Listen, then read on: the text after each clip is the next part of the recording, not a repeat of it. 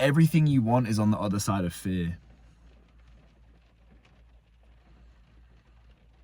I think that the degree to which you can go through fear is exactly the degree to which you can be someone who escapes the realm of mediocrity. I think that one of the things I've really noticed as I've gotten older is that fear is really an indication of the things that will lead me to the most fulfillment. Fear seems to directly correlate with how fulfilled and how happy and how much pride I have in myself after I do the thing. All of the things that I have built my confidence off of were preceded by a lot of fear. I took a public speaking class at school last year, and it's literally just like doing speeches. And dude, I remember like before the first speech of the year for that class, like I was in my car practicing the speech, just like shitting myself, like genuinely, like I remember thinking like I just gotta drive home. Like I was so nervous, dude, and I went and I did it, and I just felt like I felt unreal after.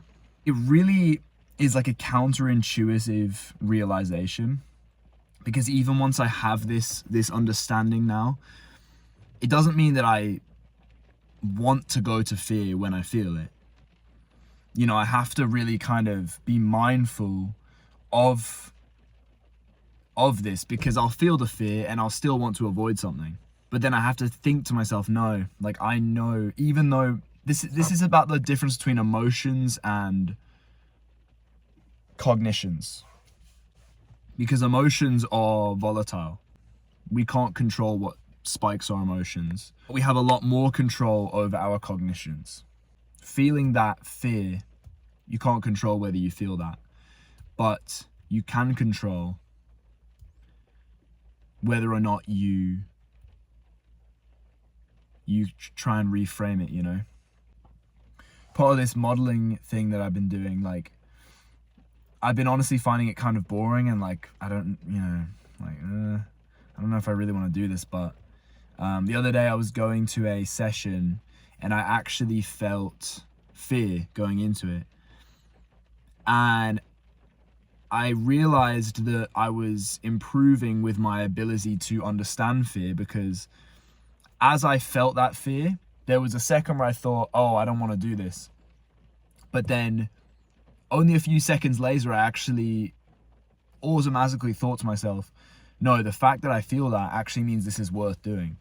And I actually felt more interested in the modeling thing again, because all of a sudden it felt like something that had something on the other side of it. I was actually watching a video the other day of a psychologist. He was talking about the difference between the way animals view predators and the way humans view predators. And he said, if a rabbit sees a predator, it thinks that that predator represents death. And that's all it thinks. And so it has to run as far away from it as it can. But since the dawn of time, human beings, when they see something that represents a threat, we're kind of wired to see it not as death, but as a treasure to be sort of claimed, you know what I'm saying? And this kind of, originated in hunting. People saw these animals, these lions, these bears. They didn't think death. They thought that represents like a trophy to claim. Yeah, I think that's wired into us. But if you're not kind of conscious about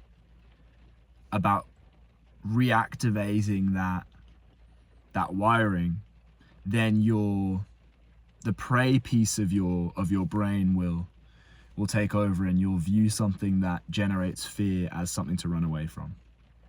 So yeah, see you guys in the next one.